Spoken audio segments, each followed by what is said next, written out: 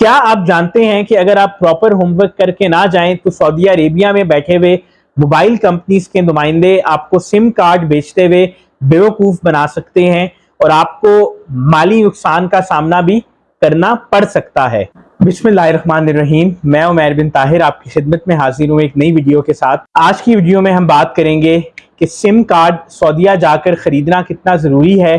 और मुख्तलिफ डायनामिक्स की, मुख्तलिफ सवालों की कि कौन से कंपनी का सिम कार्ड ख़रीदना है और कैसे ख़रीदना है, कहाँ से ख़रीदना है, उसकी कॉस्ट क्या आएगी और पैकेज कौन सा करवाना है। वीडियो को स्टार्ट करने से पहले मैं आपको बताता चलूँ कि हमने अपने नाज़रीन की आसानी के लिए एक फेसबुक का ग्रुप बनाया है जिसका लिंक मैं डिस्क्रिप्शन में दे रहा हूँ। सो जब आप उम्रा के लिए या हज के लिए सऊदी अरेबिया में लैंड कर जाते हैं तो आपका जो पाकिस्तानी या बांग्लादेशी या इंडियन जो सिम कार्ड है वो रोमिंग के ऊपर तो ज़रूर चल रहा होता है, बट वो काफ़ी एक्सपेंसिव होता है और बेहतर यही होता है कि आप एक लोकल सिम कार्ड लें, क्योंकि उससे आप ना सिर्फ जो आपके कंपेनियंस, आपके दोस्त आपके साथ ग्रुप में उम्रा या हज के लिए आए हैं उनके साथ कोऑर्डिनेट कर सकते हैं, बल्कि पीछे अपने मुल्क में अपने प्यारों के साथ भी राब्ता बरकरार रख सकते हैं। और सिमिलरली जो आपके गाइड्स हैं, जो एजेंट्स हैं, उनसे राब्ता रखने के लिए और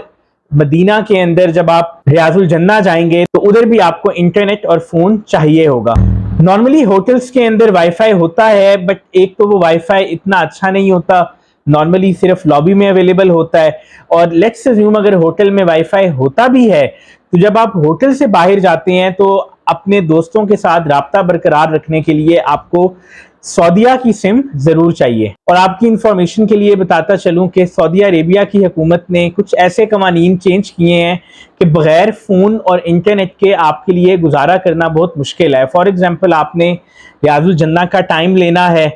तो उसके लिए आपको सबसे पहले स्मार्टफोन चाहिए और ऑब्वियसली स्मार्टफोन होने के बाद आपको इंटरनेट चाहिए ताकि आप उसमें अपना परमिट वगैरह जो है वो इशू करवा सकें। अगर हम बात करें कि आप कहाँ कहाँ से सिम खरीद सकते हैं, तो आप लैंड करते साथ चाहे जद्दा में लैंड करें चाहे मदीना में लैंड करें, आप अपना उम्रा का वीज़ा दिखाकर सिम खरीद सकते हैं। इसके अलावा जब आप मक्का आ जाएं या मस्जिद नबवी के आसपास हों अपने होटल में, तो एक तो आपको कुछ ऑफिसेस मिलेंगे मुख्तलिफ नेटवर्क कंपनीज के, और उन ऑफिसेस के अलावा आपको सड़क पे ऊपर बहुत से यंग बच्चे बूथ के ऊपर भी मिलेंगे जो सिम्स बेच रहे होते हैं। मैं ये रिकमेंड करता हूं कि आप जैसे ही एयरपोर्ट पे लैंड करें और अगर आपको वहां पर किसी नेटवर्क कंपनीज के बूथ्स नजर आ रहे हों या बच्चे नजर आ रहे हों जो कि सिम्स बेच रहे हैं, तो उनसे सिम राइट अवे खरीद लें। इसकी ये रीजन है कि यहाँ पर आप बड़ी तसल्ली से सिम खरीद के पैकेज एक्टिवेट करवा के अपने फोन में डाल सकते हैं,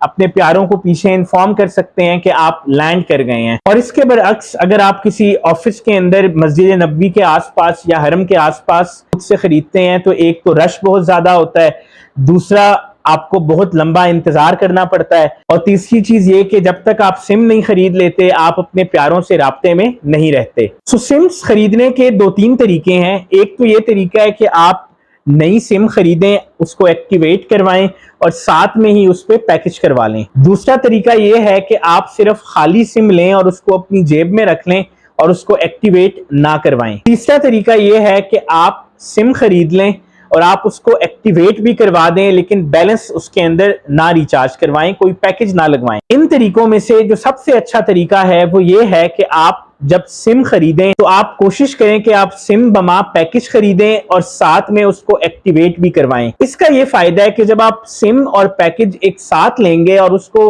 उसी एजेंट के थ्रू एक्टिवेट करवाएंगे तो आपको वो सर्टेन पैकेजेस ऑफर करेगा, और वो पैकेजेस जो हैं 15% वो मार्केट से सस्ती प्राइस होती है। लेट्स अज्यूम कि अगर आप सिम बमा पैकेज नहीं लेते और एक खाली सिम को एक्टिवेट करवाते हैं तो एट टाइम्स ये होता है कि जो मुख्तलिफ बूथ पे एजेंट्स होते हैं वो आपको बेवकूफ बनाते हैं। वो खाली सिम आपको 30-40 रियाल में भी बेच देते हैं और इस सिम के अंदर बैलेंस भी नहीं होता, और इवेंचुअली जब आपको जाकर दोबारा उसके अंदर पैकेज करवाना पड़ता है तो पहले आपको सिम के अंदर बैलेंस करवाना पड़ता है, और जब आप सिम के अंदर बैलेंस करवाते हैं तो आपको 15% वैट लगता है। यानी जो पैकेज आपको 100 रियाल में मिल सकता था वो अब आपको 115 रियाल में मिलेगा, क्योंकि आप वैट पे करेंगे। और ये इजी लोड भी हर जगह पे अवेलेबल नहीं होता, इसके लिए आपको या तो दफ्तर ढूंढना पड़ेगा या किसी बड़े मार्ट जैसे कि बिन दाऊद जाकर रिचार्ज करवाना पड़ेगा। हर इंसान को उसके वीजा के ऊपर 1 या 2 या 3 सिम्स मैक्सिमम अलाउड होती हैं।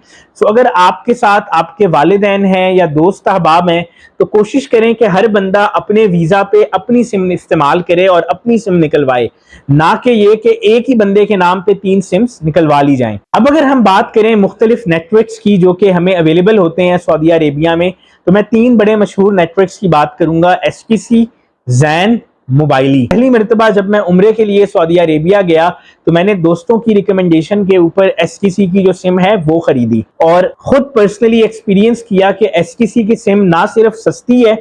बट उसके सिग्नल्स जो हैं वो हर जगह पर अवेलेबल हैं। एक मौका तो ऐसा आया कि मेरे साथ 2 दोस्त बैठे हुए थे, एक के पास जैन थी, एक के पास मोबाइली थी और मेरे पास एसटीसी थी। और आप यकीन जाने कि मस्जिद हरम के मताफ के अंदर जो है वो जैन के और मोबाइली के जो सिग्नल्स थे वो वीक थे। सिमिलरली जब आप मक्का से मदीना जा रहे होते हैं तो रास्ते में बहुत सारा ऐसा एरिया आता है जहां पे नेटवर्क कवरेज इतनी अच्छी नहीं होती, लेकिन मैं एसटीसी की सिम से 100% मुतमईन था। इसीलिए मैंने बाद में जब भी सऊदी अरेबिया ट्रेवल किया मैंने हमेशा एसटीसी की सिम खरीदी। सिम खरीदते हुए आपने सबसे इंपॉर्टेंट जिन 2 चीजों का ध्यान रखना है वो ये है कि एक तो ये कि आपने अपने ड्यूरेशन देखना है कि आपका स्टे कितना लंबा है, और दूसरी चीज जो आपने देखनी है वो ये है कि आपका यूजेज किस चीज का ज्यादा है, क्या वो इंटरनेट का यूजेज ज्यादा है या कॉल्स का यूजेज ज्यादा है। अब मसला ये होता है कि हमारे packages normally 21 days, 14 days, 28 days के या 30 डेज के होते हैं, और जो इन कंपनीज ने मुख्तलिफ पैकेजेस बनाए होते हैं वो ऐसे बनाए होते हैं कि सूट आपको कर रहा होता है 28 दिन वाला पैकेज, बट आपका स्टे जो है वो 21 दिन का होता है, यानी 7 दिन आपको इजाफी मुफ्त में पैसे देने पड़ते हैं। और दूसरे केस में ऐसा भी होता है कि आपका स्टे 30 डेज का है जबकि सिम की वैलिडिटी 28 डेज की है। सो इवेंचुअली फिर आगे वाले 2 दिनों के लिए आपको अलहदा से दोबारा जो है वो पैकेज करवाना पड़ता है। सो कोशिश करें कि अपने पैकेज को और अपने ड्यूरेशन को ऐसे चूज करें कि आपको 2 मरतबा पैकेज ना करवाना पड़े और एक ही बार से आपका गुजारा चल जाए। एक चीज और जहन में रखें कि हम जब सऊदी अरेबिया जाते हैं तो आप 5G इस्तेमाल कर रहे होते हैं, चूंकि हम अपने घरों में वाईफाई इस्तेमाल कर रहे होते हैं और अनलिमिटेड वीडियोस देख रहे होते हैं, सो हमें रियलाइज नहीं होता कि हम कितना डाटा इस्तेमाल कर रहे हैं। बट जब आप सऊदीया जाते हैं तो आपका इंटरनेट जो है वो 5G होता है और वो बड़ी तेजी से जीबीस खाता है और एट टाइम्स आपको पता भी नहीं चलता और अभी 10 दिन में 5 दिन में आपका इंटरनेट जो है वो उड़ जाता है। तो ये चीज आपने जहन में रखनी है कि जहां जहां पे होटल में वाईफाई अवेलेबल है कोशिश करें कि आप वाईफाई इस्तेमाल करें, और जहां पर वाईफाई अवेलेबल नहीं है वहां पे अपने फोन का जो है वो डाटा इस्तेमाल करें। जहां पे मैं आपको एक चीज और बताता चलूं कि मुख्तलिफ कंट्रीज के सिटीजन्स के लिए मोबाइल नेटवर्क कंपनीज ने मुख्तलिफ पैकेजेस लॉन्च किए हुए हैं, यानी लाजमी नहीं है कि यूएसए से आने वाला बंदा भी उस पैकेज का उतना ही पे कर रहा हो जितना पाकिस्तान से आने वाला बंदा पे कर रहा है। और होता यह है कि सेम पैकेज पाकिस्तान के शहरियों को सस्ता मिलता है बट अमेरिका से आने वाले आजमीन हज को या उम्रा को वो महंगा पड़ता है। आखिर में मैं पैकेज डिस्कस करूंगा एसटीसी कंपनी का, और आपको बाकी कंपनीज के पैकेजेस भी जो हैं वो इंटरनेट पे मिल जाएंगे। ये पैकेजेस जो आप स्क्रीन पे देख रहे हैं ये जून जुलाई 2023 के अंदर जब मैं हज पे गया था तो मैंने ये तस्वीर ली थी। अगर आप इसमें गौर से देखें तो जो 4 हफ्ते वाला पैकेज है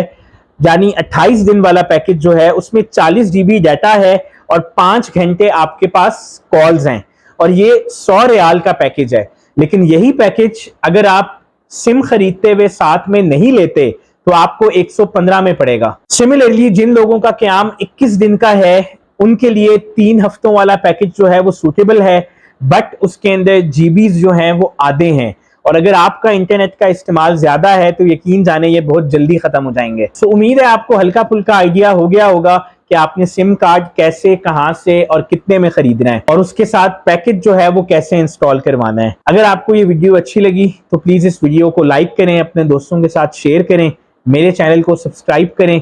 इंशाल्लाह मुलाकात होती है आपसे एक नई वीडियो के अंदर।